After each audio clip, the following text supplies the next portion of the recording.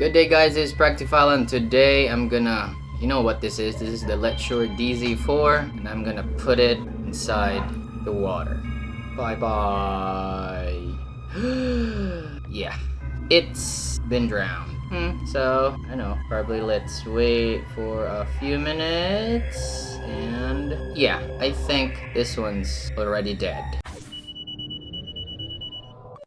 Yeah guys, if ever you are wondering why I did that, it's not intended for Letshuoer. Actually, the first DZ4 I received, I think it was broken, so AJ, the coordinator of the tour, contacted Letshuoer and they sent a new DZ4 with the correct tuning and they instructed me to drown the IM, make sure it's broken, you know, just so that, I think it's like that in Chi-Fi. If you complain that the product is broken, they'll either ask you to cut the cable or, you know, break the IM, just, you know, so that no one could scam the sellers or something like that. Yeah, anyhow, today's video is about Letshuoer products. I'm gonna be reviewing the recent Letshuoers I've got, and I've actually have like probably 4: the Tape Pro, the Singer, the DZ4, and the S15, the Letshuoer S15. So I gave my impressions on the DZ4, but yeah, I just felt that I have to give a proper review on this because this thing's great. So let's start with the Tape Pro and the Singer. What are my reviews? I'm sorry, I cannot recommend these two sets. I think they're a bit old. If you like the tuning, go ahead, but I mean, the tuning is just too old. The gain is too much. I don't know, probably it needs some tinkering around. There's just a lot of better IMs in the price range, really. So I mean, you've seen my unboxing video. I don't think both of these could compare with the recent, like, even budget sets. Like, there are just other better things. So 2 down. So let's start with the DZ4. Is this the DZ4? Yeah.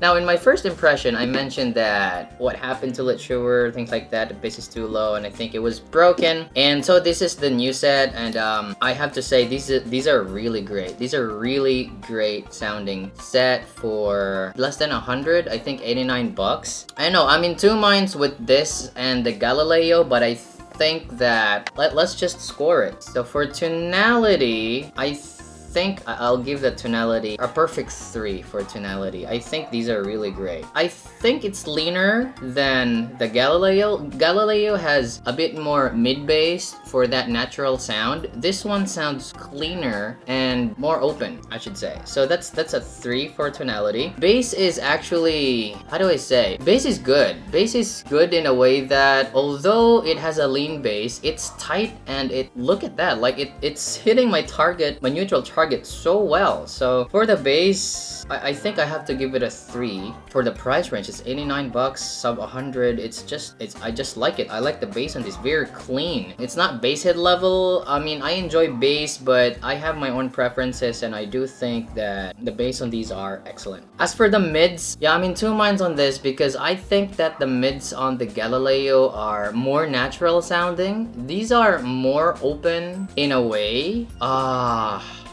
What do I do? Yeah, I think these are more open in a way, but I miss the natural sounding vocals from the Galileo. So I think although the mids can be really clean, but at times there's not enough heft for male vocals. I don't know, maybe it's just my target, but oh man, what do I do? Is it 3 though? 2.5? Yeah, I like the mids actually in these. But yeah, I just feel like it could be more natural sounding. The guitars actually sound very good on these. Yeah, maybe 3. Okay, I'll give it a 3 for now. Maybe a 3. For the treble, I think treble on these are...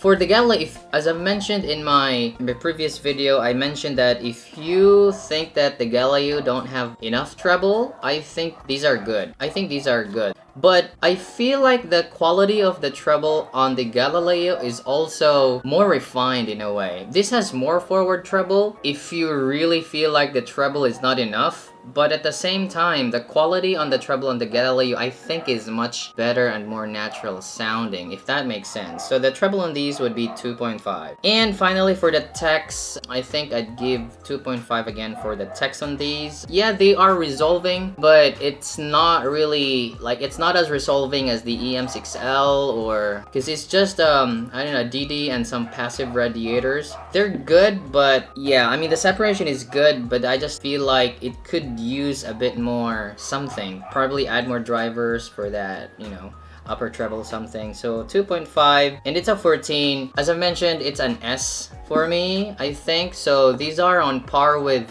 the Galileo. It's for me, it's like a flavor thing. Both are really good. I like both of these equally, in a way that if I'm into more natural sounding, I'd probably pick the Galileo, and if I'm into like cleaner sounding, like more neutral, then probably the DZ4 would, you know, fit your preferences. So for me, it's like the twin of the Galileo. That's about the DZ4, I guess. I really like this set. Honestly, I like this set, and like even if I'm listening to other sets, I feel like I want to listen to it today or something like that, which says a lot about how the product is tuned. Anyhow,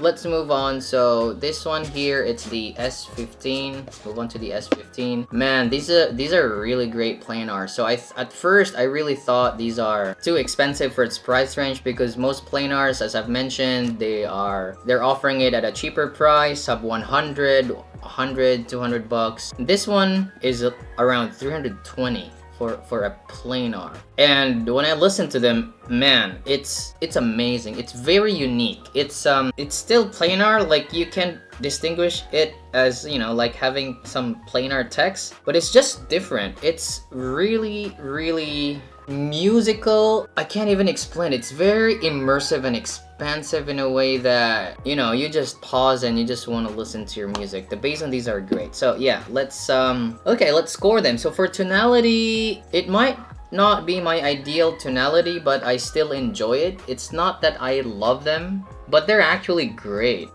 Probably a bit too much bass for me, so I guess I'll give a tonality of 2.5. Yeah, it's not that they're bad, it's just me. I do enjoy how they sound. Probably a little bit of mid bass would work, but it's nothing bad really. It's just my personal preference. So 2.5 for tonality. Now bass, I think the bass on these are great. It's 3 for the bass. Not that because it's like over boosted, but it hits differently, man. It's very enveloping, and it's not as textured as the EA1000s, but it's just different. It's very, as I mentioned, it's very expansive. It feels like you're in a club or in a room where it just reverberates. It doesn't even need bone conduction to enjoy music. I mean, these are really great. That's what I think. Mids on these, oh my god, mids. What do you think about the mids though? I think mids are, I like the mids. Man, I think I like the mids. But probably just 2.5. I don't know. Yeah, 2.5 for now. I mean, they're fine. Basically, the mids are leaning into the warm side of things. So it's not that the female vocals don't sound good, but I feel like it could use a bit more openness to them, or it could use a bit like a lighter tone so that females' vocals will really shine. And maybe it's because of the mid bass. I mean, in graphs, it looks very big, but actually when listening, it's not really that overwhelming. I just felt that, you know, it could sound a bit cleaner, especially for female vocals. But for instruments, they sound great, actually. Okay, let me take that back. I'm gonna give it like, I'm gonna give 3 for the mids anyway. Yeah, 3 for the mids. Yeah, okay, 3 for the mids. It's good. Actually, it's great. I like the mids in these. The treble, though, I'm gonna give it 2.5. Why? They're very, how do I say? In certain ear tips, the treble can be actually very forward. The quality is actually very good. It's very nuanced, and like the cymbal hits are not as zingy as planars, as other planars. It's not as thin. They actually have weight to them. But at the same time, I still feel like, I don't know, like my preferences on treble has changed when I tried other sets, and I felt like maybe there's nothing wrong about the treble really. It's just me. I just feel like it could use more natural sound, I guess, because sometimes it can be really forward depending on the ear tip. So I'm not saying it's bad, it's still great. Now let's move on to the technicalities. I think the text on these are 3. I just feel like it's a 3. Why? Because as I've mentioned, this is a very risky price point because there are already gatekeepers at 300, you know, like there's Blessing, and you know, there's Apple P8. If you add a little bit more, there are other sets. There's even Fermat. Like, I prefer the Fermat. However, I have to give credit on Letshuoer for maybe taking some time in developing this planar here, because I really think they are really resolute. They offer very good stage for me, like really 3D, and it's very enjoyable, and at the same time it's not lacking in technicalities. You hear a lot of nuance, the separation is good, man. Like, it's crazy, the imaging is crazy. I mean, it may not be ideal for monitoring, but man, it's like just instruments just float around your head in 3D space. It's crazy. I like it. Even though it may not, as I mentioned, it may not be for monitoring, but that exaggeration is really fun, I think. So yeah, I think that's about the S15. So for comparisons, what do I compare it with? For other planars, I think for me, these are the best sounding planars so far, but it's a bit expensive, you know, it's pricey. So I don't know if I'd really recommend this at this price, because you can actually get better value with other stuff, not planars particularly. There are other good sounding sets at like below 100, or even the Chopin, the Nova, or even EM6L, especially the Fermat. There's also Duno Falcon Ultra. However, if you like how the planar sounds and you really want like a better sounding planar and you have the cash, I do think that the S15 can be a very good contender on that. Yeah, particularly on the stage. I really like the staging on these. So comparison to Fermat, like the flavor is different. Like, I still like the bass on the Fermat. Like, I gave that 3.5 for the bass just because of that texture and the air that it produced. But the Fermat can be very forward in the treble, and I think that this one is a bit tamer on the treble side. Yeah, if you're in a budget, maybe you can, you know, pick Fermat. But if you like how planar, because planar separates things differently though. Like, if you've been here in the hobby for long, you'd recognize how a planar and a DD separates things. I don't know if you get the point, and especially on the cymbals, I'd recognize how a planar timbre would sound. I guess that's about it. I'll write more comparisons on my written review if I'll ever make one. Yeah, Studio 4s though. Studio 4 is around 400. This can be actually in my rack because it's actually cheaper than that. If you like a fun sound, like balanced sound with, you know, like fun bass, good mids, and just enough treble, I think this one can be real. Because for the Blessings though, they're tuned neutral. Blessing 3 is like lesser bass, good quality bass, but the treble is good. And it's not everyone's cup of tea, you know? Like, some people just want to have that fun sound, and I think these are great. Now, comparison to the Duno Falcon Ultra though, I still think that the Duno Falcon Ultra's timbre is really good, like just very natural. So if you want more natural timbre, probably the Duno Falcon Ultra, but if you want like more 3D, more text, more separation, then maybe the S15s would, you know, it is for you. So I don't know, man, like that's all I can say. What else is there to say? So yeah, I think that's it, man. Thank you so much for watching my video. Letshuoer, thank you for giving me the opportunity to listen to these. These are on tour. These are going to the next reviewer. Thank you so much for watching. Thank you so much for the support. I hope I'll hit 1K soon, 1,000 subscribers. Like my video, subscribe, and hope you have a nice day. Bye!